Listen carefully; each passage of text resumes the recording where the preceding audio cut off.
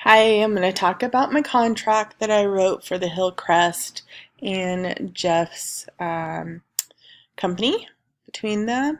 The points that I placed in my contract are the definitions of what is required, the definition of Jeff's being Jeff Sporting's Good and Hillcrest um, School District being named just Hillcrest.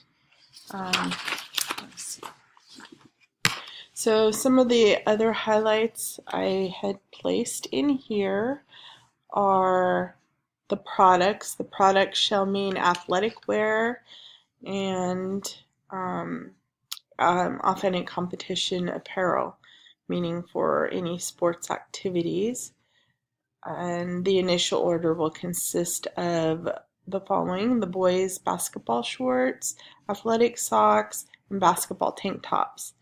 I also placed in my contract term, and in there I put this agreement shall remain in full force and effect for a period of one contract year from September 1st, 2018 and through September 30th, 2019 unless terminated earlier in accordance with terms and conditions.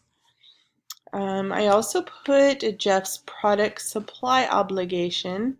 I put in there, in partial consideration of the rights granted under this agreement, Hillcrest shall be entitled to order uniforms as needed and receive the below indicated amount at its first order. The aggregate retail of supplied product that Hillcrest may order for each is set forth based on need and number of enrolled students. And the next item, number 4, product ordering and logo delivery. I placed on there that approval by the coach and a signed purchase order must be ready at the time of order. A digital logo with high resolution DPI must be provided. Custom orders, meaning individual player names, must be provided at the time of order and must be spelled correctly. Failure to provide correct spelling will result in additional charges for a new order. Can't talk this morning.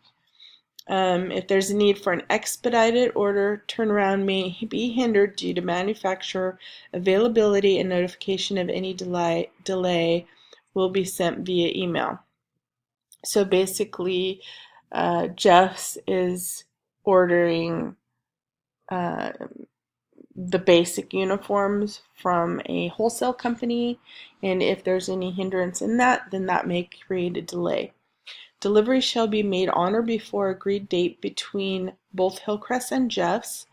Any special circumstances hindering the delay of uniforms will be discussed and resolution will be provided, thus meaning that non-affiliated vendor may be contracted by Jeff's in order to assure on-time delivery. So if Jeff's is having a difficult time with that delivery, he can outsource and get another company. Cash and consideration. Let me show you what I did here. I created what was being ordered in the primary first order and the amount.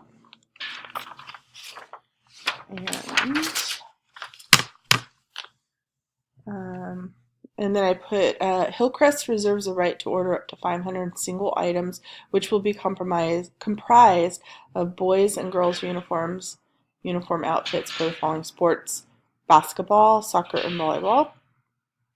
In here, I also stated that Hillcrest will make an advance payment to Jeff's in the amount of $10,000 in exchange for having the right to take delivery at the first order within 30 days.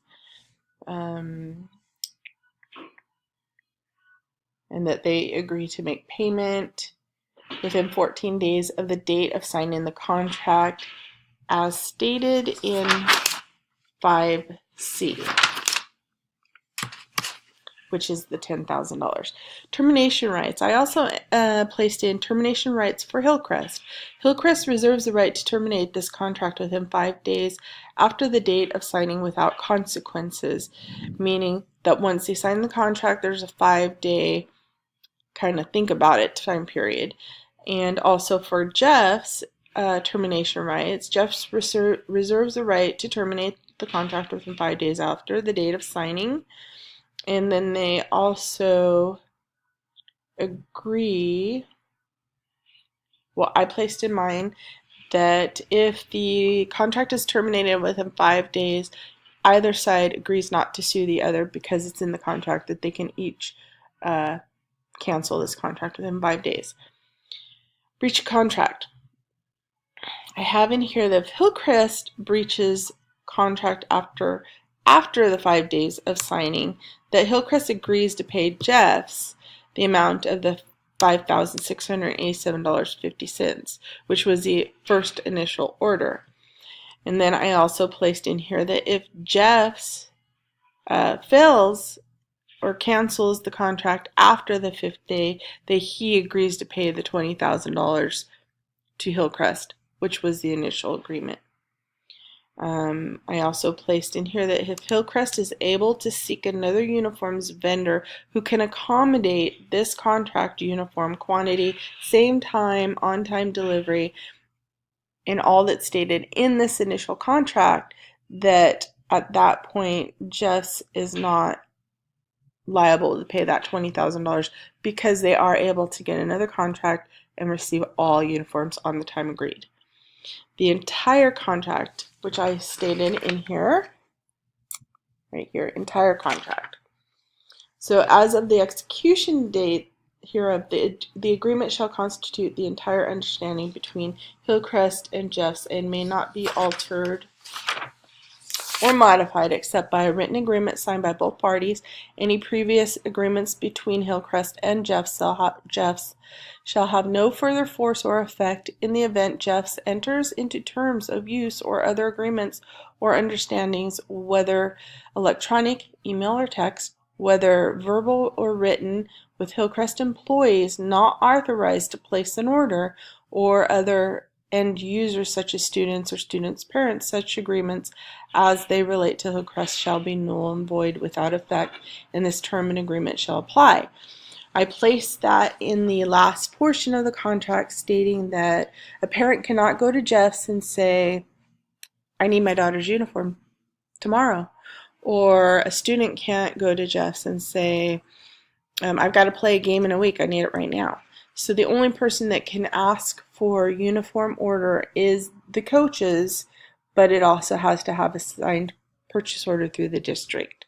And then in finalizing it, I have both Hillcrest and Jeff's Sporting Goods sign and date this contract. So hopefully everything was covered in this contract and there would not be any issues. Thank you.